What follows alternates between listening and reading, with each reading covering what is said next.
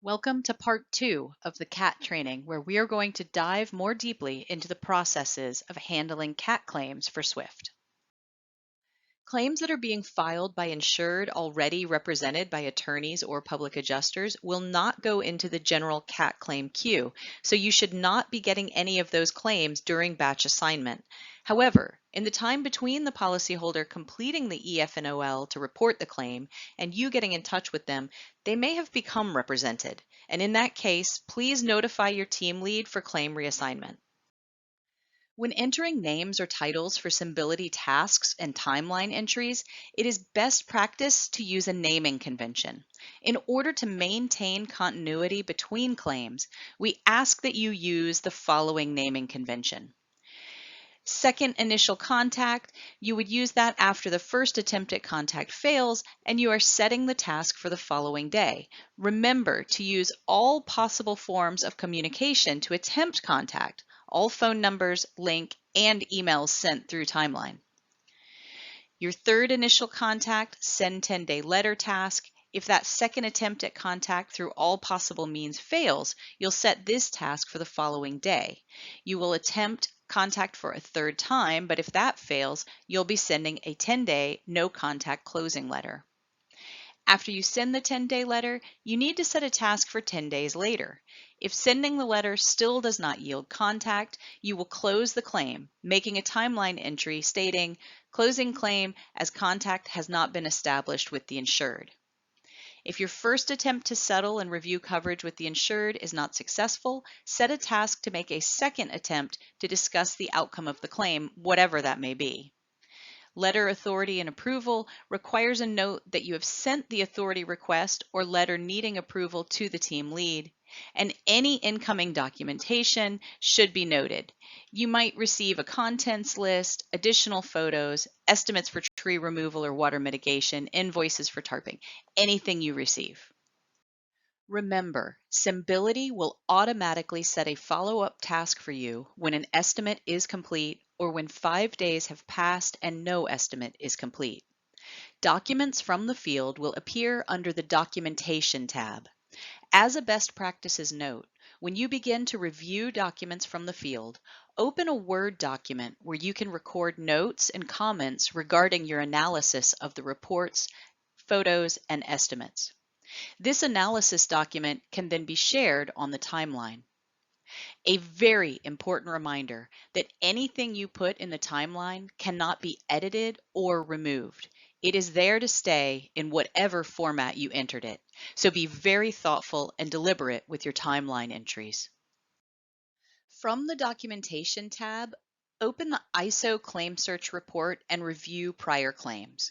You're looking for anything property related, especially anything with overlap with wind or weather. Note in the claim file that you have reviewed the prior claims and whether or not you found any overlapping damage or claims. In this case, this prior claim is not a property claim, so there was no overlap with the current claim.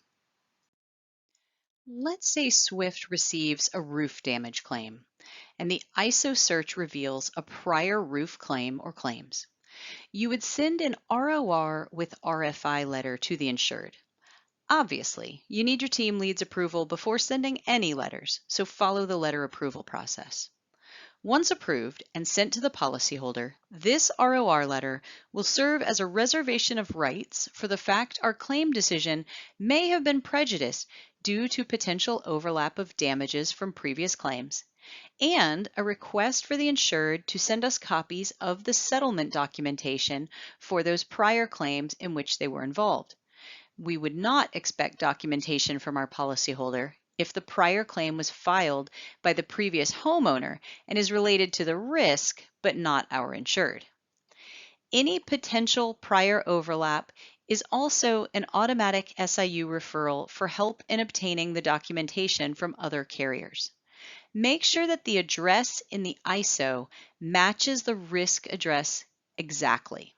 Remember that 123 8th Avenue North and 123 8th Avenue South might show up on the same ISO result. If the risk is on 8th Avenue North, we only need to request those documents.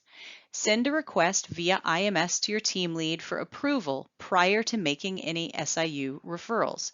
Once approval is received, see the process on the next slide for making referral to our in-house SIU unit. SIU referrals are made the same way you would go about sending an approval request to your team lead, by right-clicking to add a new note. From the note type, select SIU referral and fill out all of the information in the note template. SIU referrals are to be addressed to both Charlene Hellman and Betty Jo Grogan. This is also the same process you would use to make an immunity request for prior claim documents as addressed in the previous slide. Select Immunity Request from the note type, fill out all of the requested information in the note template, and address the note to Charlene Hellman and Betty Jo Grogan. If someone sends you an immunity request via email, please forward that directly to immunity@swift.com. To make an assignment in Symbility.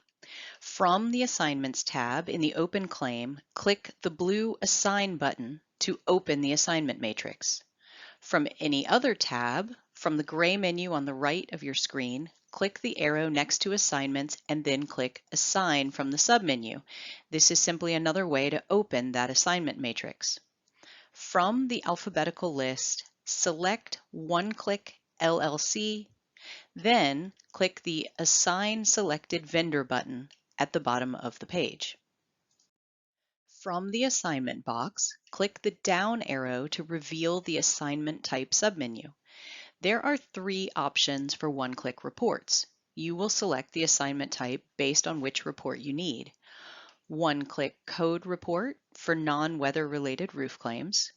One-click hail report, which will include both a hail report and a roofing code report, or one-click wind report, which will include a wind report and a roofing code report.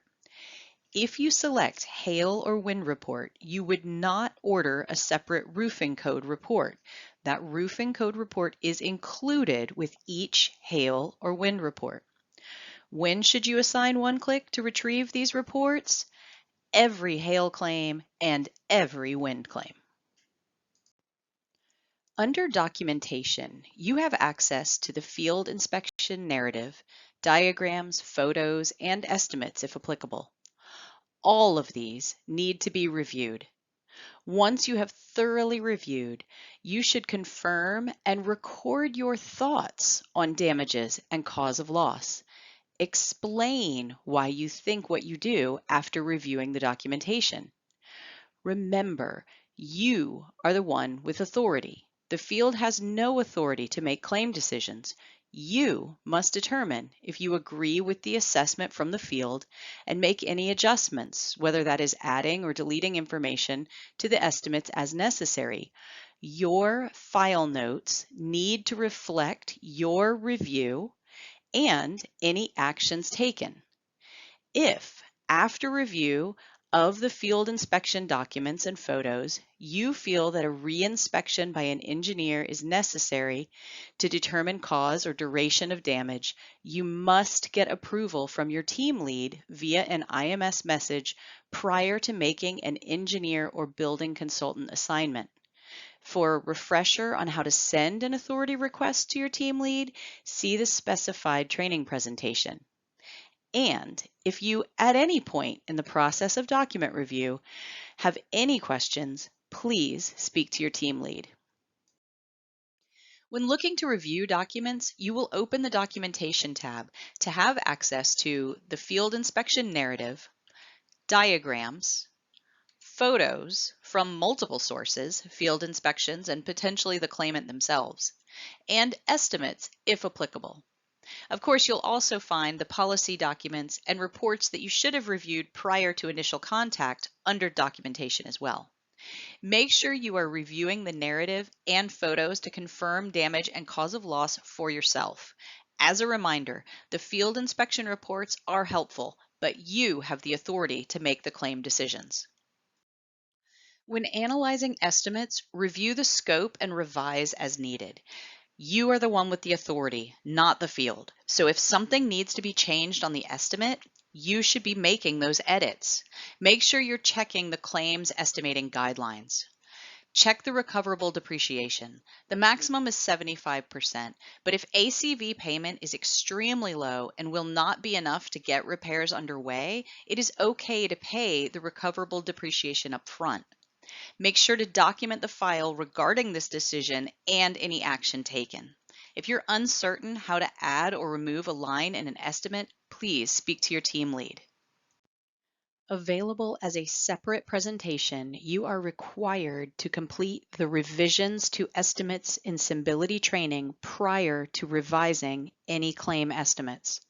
New legislative changes in Florida mean there are new processes that we will be using to document changes made to any estimates in Symbility. This will apply to all claims, not just Florida claims. When reviewing estimates, check the totals page. Confirm whether accurate labor minimums are reflected. For example, if there is only roof damage, but there is an HVACI charge for a roof vent, that minimum should be removed. Confirm if O&P, overhead and profit, is included, and if it is warranted. Confirm that an accurate deductible has been applied. And confirm the accuracy of the estimate across multiple coverages. And finally, confirm that all line items have a coverage line assigned. Please remember that every single letter needs to be pulled out of IMS. Anything saved to your desktop is temporary for editing prior to approval only. Pulling letters from IMS templates will ensure the accuracy of the insured information, as well as the claim and policy information. In addition, especially for settlement or denial letters, you will be pulling from state-specific folders inside the CAT folder, so the statutorily required state language will already be part of the letter. These are accessed by selecting Tools, Template Documents, and looking for the CAT folder. When you pull a template, make sure to save it using File, Save As. We do not want to use the floppy disk icon and save unapproved letters to IMS. File, Save As. Create a temporary folder on your desktop for letters that need approval. When you save as on the template you pull from IMS, you can place it here in your temporary folder to be edited appropriately. Once you finish editing the letter and upload the Word document to Symbility for approval, you can delete the draft letter from your desktop. A little pro tip, if Word is unresponsive following the save, click the IMS icon in the bottom taskbar to bring it back to the front, then click the red X on the 3 pop-up boxes. You might not have this problem, but best to be prepared in case you do. After closing the pop-up boxes, you can navigate to the letter saved in your temporary folder and complete the required edits. Remember, and I cannot stress this enough, even if the letter gets approved in its current state, you will not be pulling letters from your desktop and editing them to fit other claim information. For every separate claim, you will need to pull letters from IMS. You need to review all photos from the field. Any wear and tear or other non-covered damage observed in those photos should be addressed in writing via an approved denial or partial denial letter. Remember that all letters come out of templates in IMS because the letters will auto-populate with the necessary claim information. The process for submitting letters for approval is covered in another training.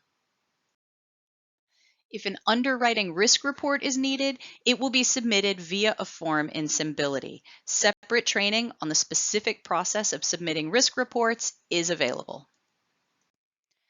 Please remember that all letters should be pulled from IMS templates because the insured, claim, and policy information will pull accurately from the system.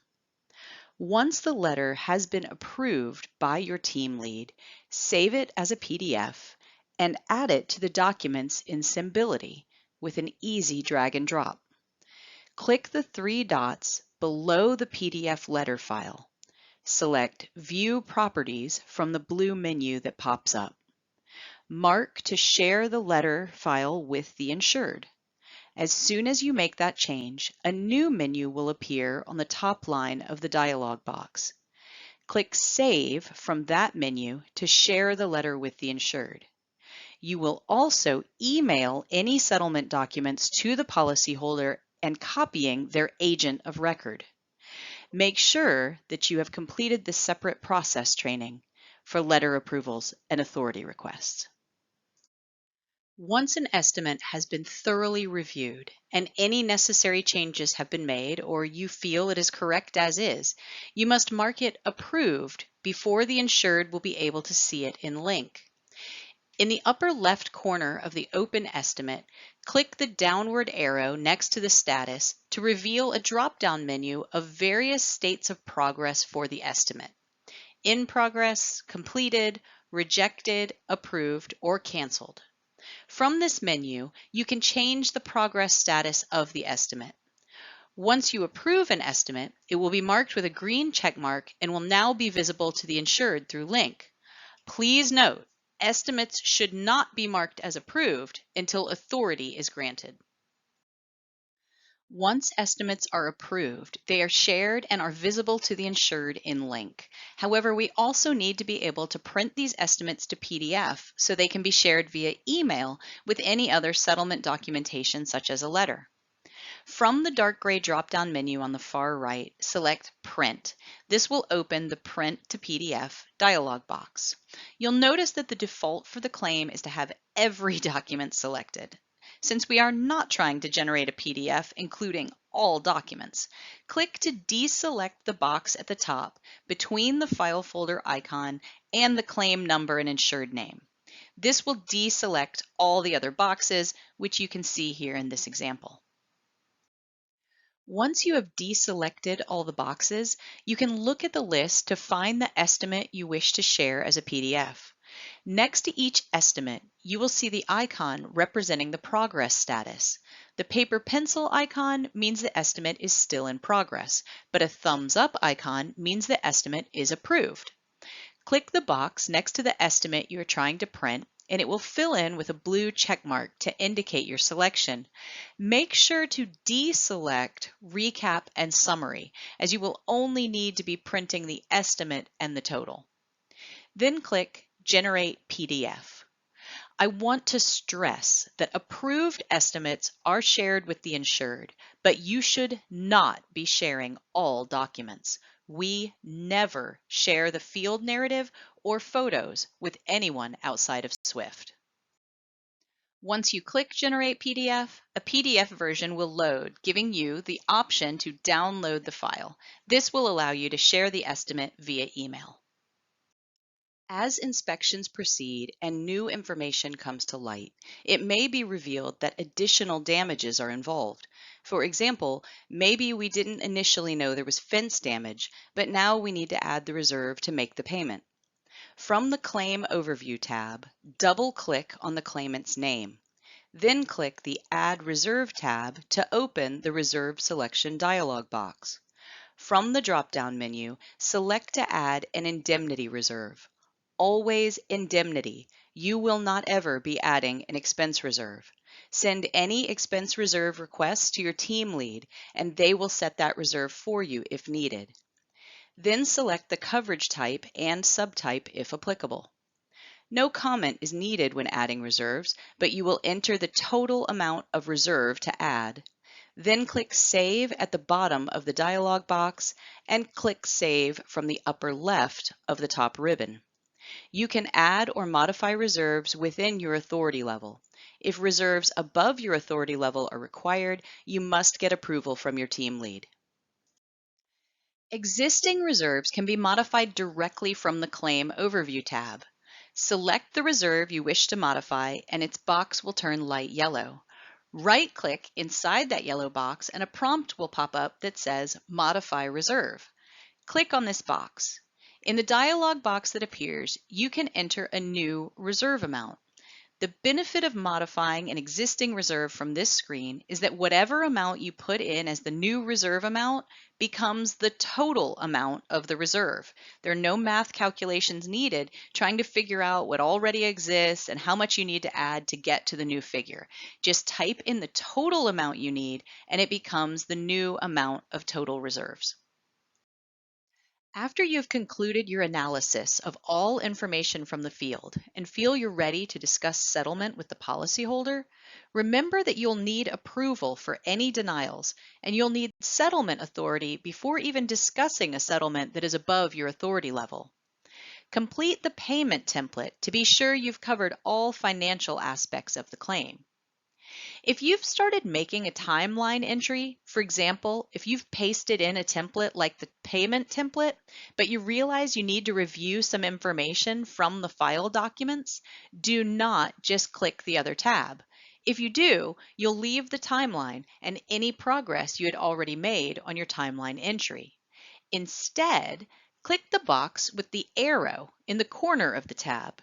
This will open any documents or tasks or assignments, depending on the tab, in a sidebar.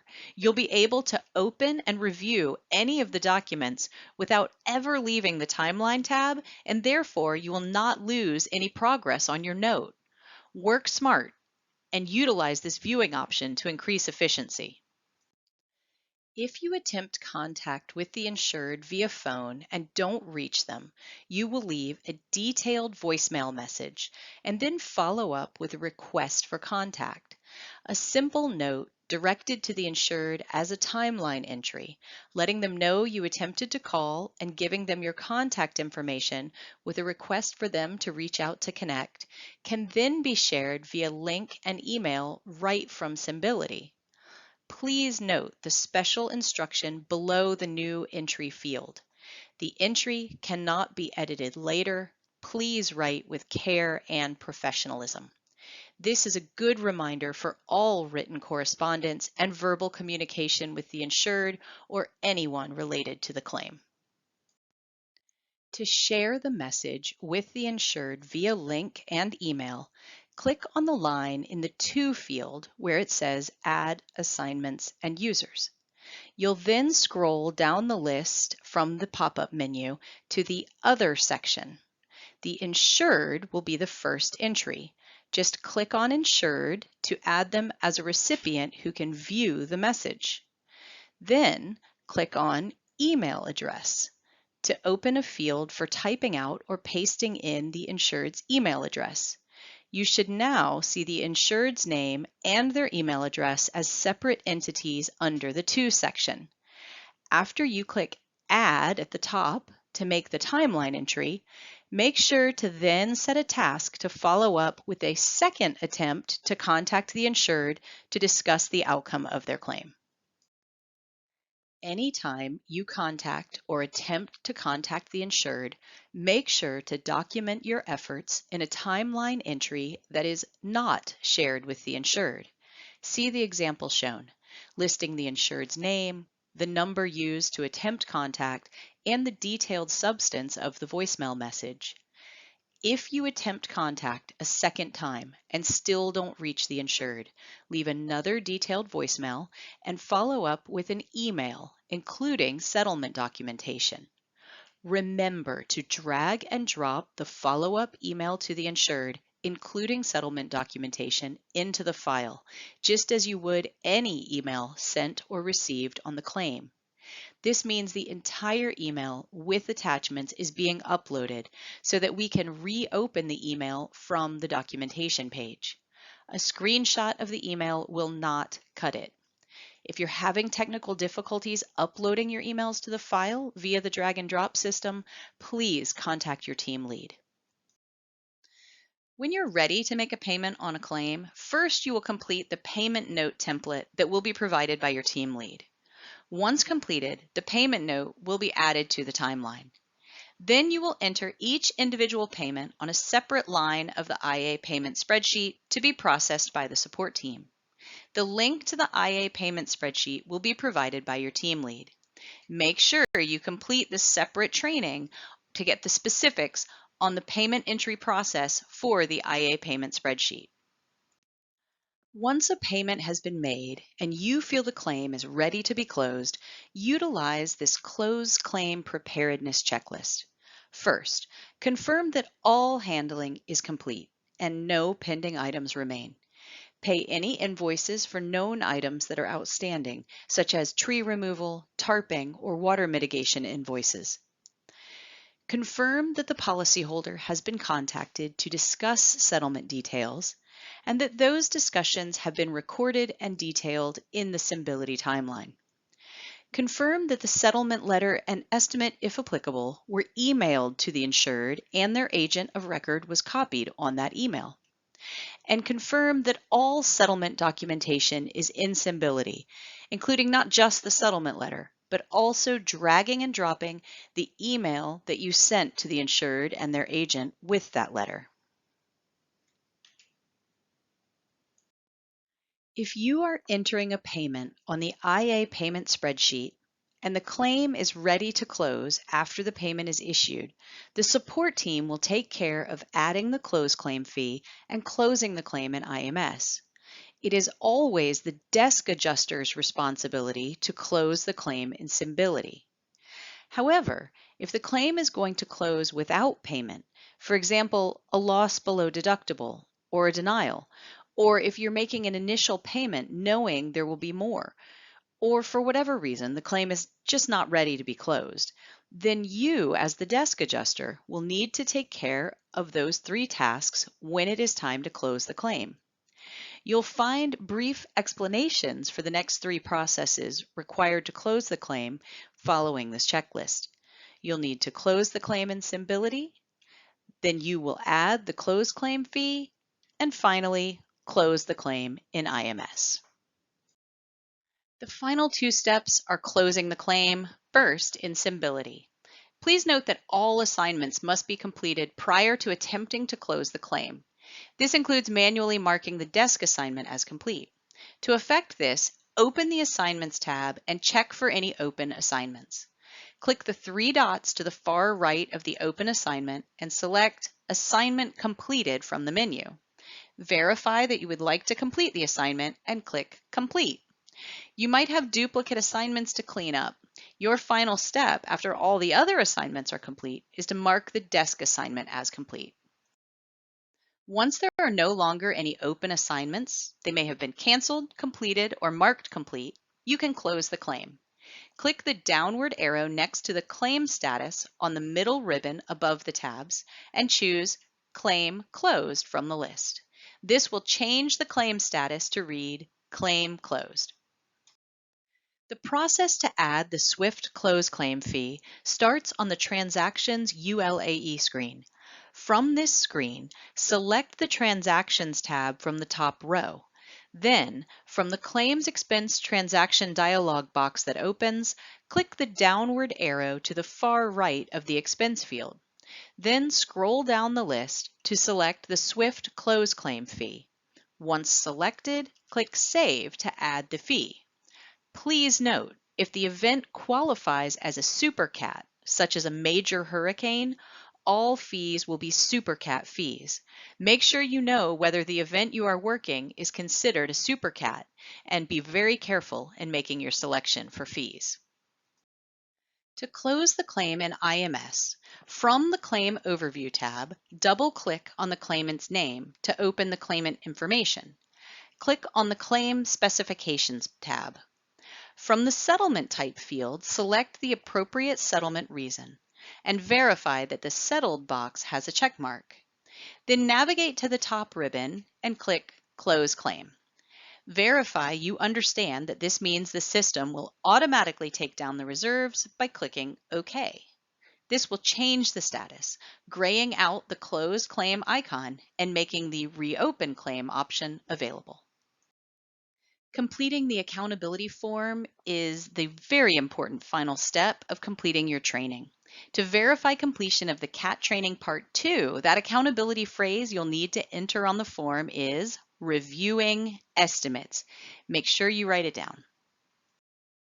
Congratulations on completing the second CAT training segment. Be on the lookout for those vitally important additional trainings on Swift practices for CAT claim handling.